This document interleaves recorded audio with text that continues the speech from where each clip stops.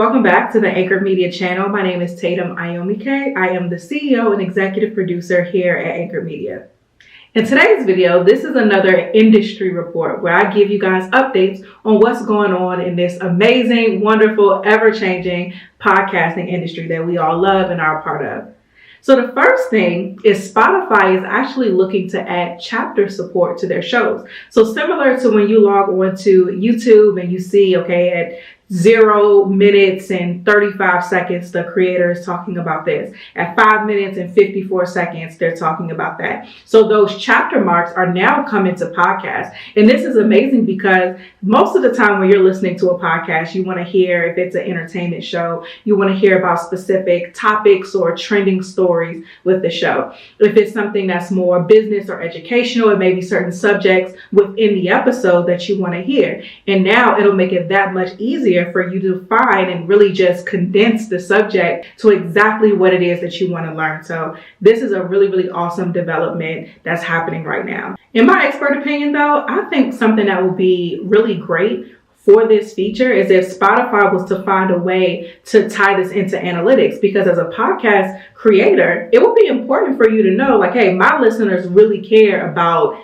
this section of the podcast, this subtopic. So not just the main topic that you may be speaking of, but this subtopic that you covered within the episode, this is what the audience is listening to the most. That's a great analytics piece that will be very valuable to us as creators. So Spotify, if you're listening, I'll give you that one for free.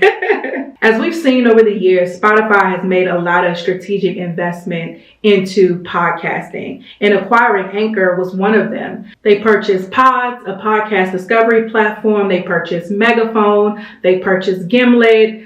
They've invested a lot into exclusive podcast deals with individual creators. So they've made a lot of strategic investments, but we haven't been able to see how they are planning to integrate some of these investments. And so there is a rumor that Anchor is now going to be more of the creator studio. Now, I'm personally interested to see how this works.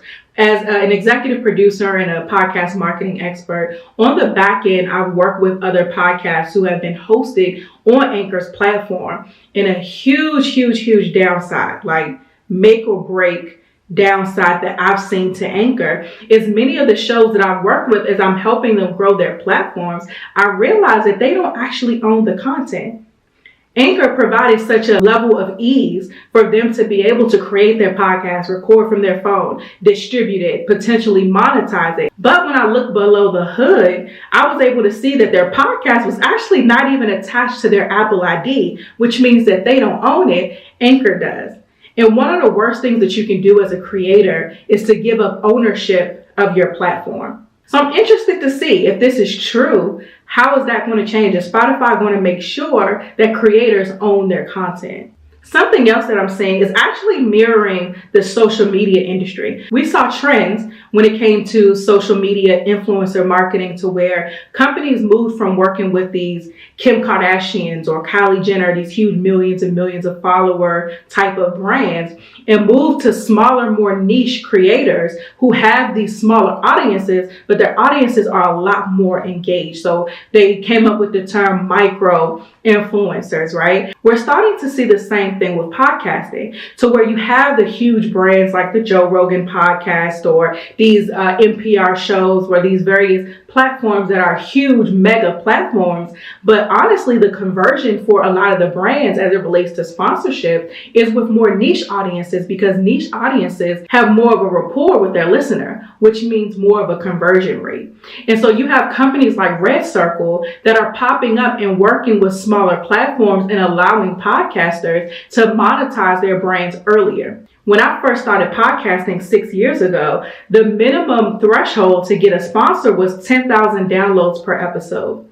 Now, companies like Redcircle actually only allow you to have a minimum of around 500 listens a week, which is amazing. This is now taking the money from just the top 1% of podcasters to other shows as well. And I have many shows that we work with at Anchor Media where we manage and do their marketing, where within the first few months of working with us, we've been able to monetize their platforms, where we were quickly able to take them from a few listens every single week to now well over the minimum requirement for companies like Redcircle. So now they're able to make money with their platforms way sooner than they would have been in the past. So this is a trend that I love because I'm seeing a lot of the shows that we work with directly benefit from it.